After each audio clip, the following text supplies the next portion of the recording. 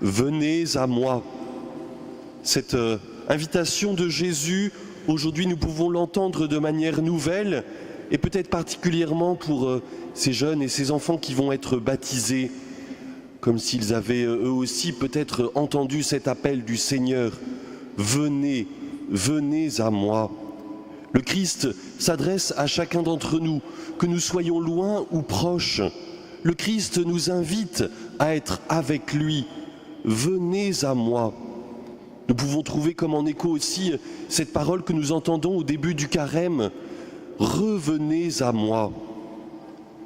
Il y a une invitation pressante parce que le cœur de Dieu a envie d'être avec chacun d'entre nous, parce que le cœur de Dieu a soif de notre réponse, de notre attitude, de notre présence. Venez à moi. Jésus invite particulièrement ceux qui ont des choses difficiles à venir à lui, vous qui peinez sous le poids du fardeau, pour qui les soucis de chaque jour peuvent être lourds, pour qui il y a telle ou telle difficulté qui accable. Alors nous pourrions nous demander, peut-être pour nous tous qui avons été baptisés il y a peut-être plus longtemps ou récemment, est-ce que justement le fait d'être avec le Seigneur nous enlève tout fardeau? Est-ce que le fait d'avoir reçu le baptême nous évite toute difficulté? Jésus nous promet le repos. Et moi, je vous procurerai le repos. Qu'est-ce que le repos? C'est pouvoir prendre un temps d'arrêt et après recommencer notre tâche. Dans notre rythme quotidien, nous prenons un temps de repos, non parce que tout à coup nous n'avons plus de difficultés, mais parce que nous avons besoin, pour notre corps, de nous arrêter, de nous poser, de nous reposer. Et après, nous avons alors plus de force pour recommencer chaque jour nos tâches.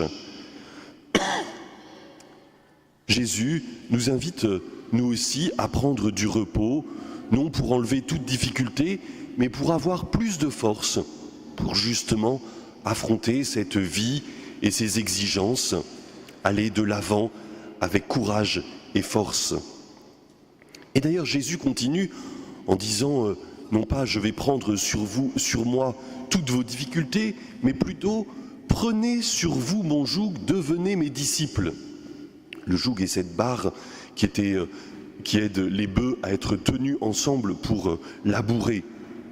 Et du coup, c'est de marcher avec le Seigneur, de reconnaître que nous pouvons être à côté du Christ.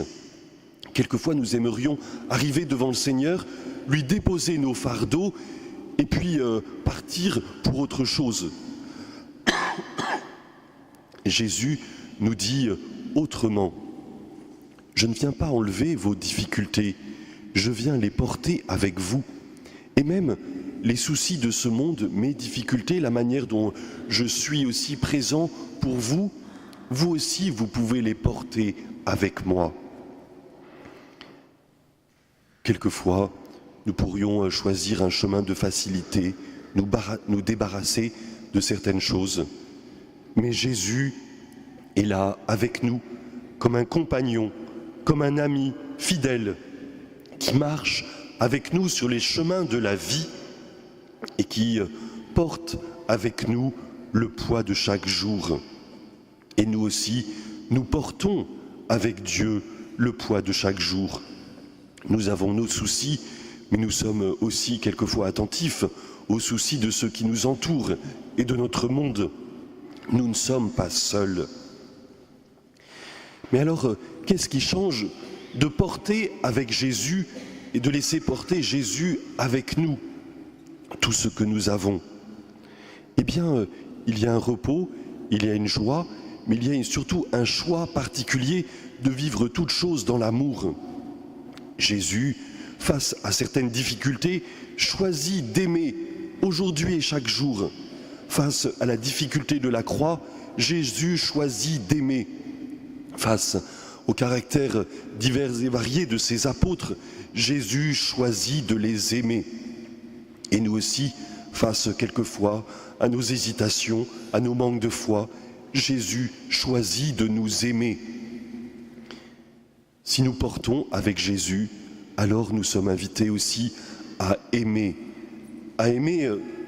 nos exigences, à aimer notre vie, à aimer aussi porter la vie de l'autre, à prendre soin de l'autre. Dans la première lecture, tirée du livre de Zacharie dans l'Ancien Testament, il y a une attente d'un roi qui vient pour donner quelque chose pour son peuple. Et il y a une fête pour accueillir ce roi. Mais il y a un paradoxe. Ce roi, il est dit, ton roi qui vient vers toi, il est juste et victorieux. Très bien. Et le prophète continue, il est pauvre et monté sur un âne. Là où nous attendrions une gloire puissante, dominante, Dieu propose un roi pauvre et monté sur un âne. C'est bien sûr comme une annonce de ce que Jésus vivra quand il rentrera à Jérusalem, lui qui rentrera sur un âne, acclamé comme un roi. Mais il est pauvre, il n'a rien, ni armée, ni domination. Il a juste son amour pour chacun d'entre nous. Et c'est ça la puissance et la force de Dieu.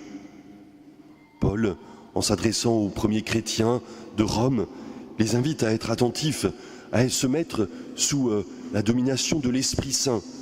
Et l'Esprit Saint vient nous aider à être libres de choisir, libres d'aider les autres, libres de nous tourner vers ceux qui nous entourent.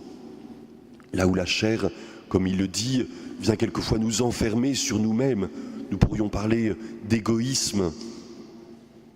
Paul invite les chrétiens à se remettre sous l'action de l'Esprit Saint. Ne vivez pas selon la chair, laissez-vous agir par l'Esprit pour vivre. Si par l'Esprit vous tuez les agissements de l'homme pécheur, nos égoïsmes, vous vivrez. Ce chemin est un chemin de vie, non pas pour la gloire, mais pauvrement, humblement, pour être là avec le Seigneur. Aujourd'hui, en recevant le baptême, vous n'allez pas ne plus avoir de soucis, ne plus avoir de difficultés, mais vous aurez toujours un ami fidèle, le Christ, qui marche à vos côtés.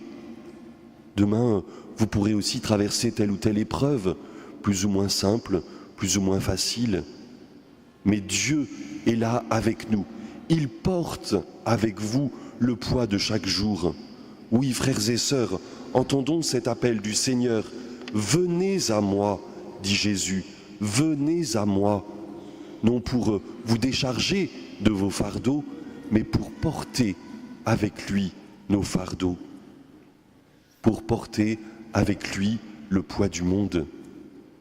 Parce que dans l'amour, tout devient léger, parce que dans l'amour, tout devient plus beau, plus vrai, plus grand. Le Seigneur nous aime. La grâce du baptême, c'est être plongé dans cet amour de Dieu et décider de prendre Jésus comme compagnon de route. Dans l'Eucharistie que nous célébrerons après, Dieu, en Jésus, se fait nourriture, pain de l'Eucharistie que nous sommes invités à recevoir. Ce pain de l'Eucharistie, le Christ qui se fait nourriture, c'est bien pour être avec nous chaque jour comme notre force, non pour enlever nos difficultés, mais pour nous aider à les traverser, nous aider à avancer avec lui. Frères et sœurs, ayons confiance, entendons cet appel du Christ, cet appel de Dieu, et soyons sûrs que Dieu est fidèle, qu'il marche chaque jour à nos côtés. Prenez sur vous mon joug et devenez mes disciples, car je suis doux et humble de cœur, et vous trouverez le repos pour votre âme. Amen.